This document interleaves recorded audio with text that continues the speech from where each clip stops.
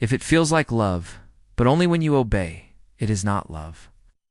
There is a very fine line between love and control, and it's getting blurred in our modern world. Because real love does not require you to shrink or silence yourself, or agree just to keep the peace.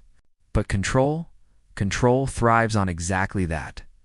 The quiet, the guilt, the constant confusion about whether you are the one being too sensitive.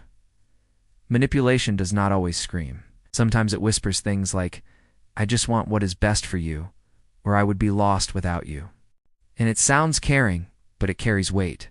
It's the kind that makes you feel responsible for their happiness, their moods, their well-being. That is not romance. That is emotional dependency. The difference between love and control is not how it looks. It is how it feels. Do you feel safe to say no?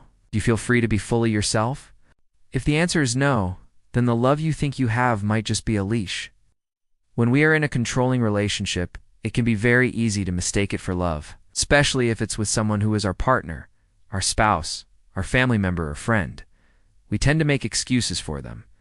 We minimize their bad behavior, and we stay in the relationship hoping that it will get better.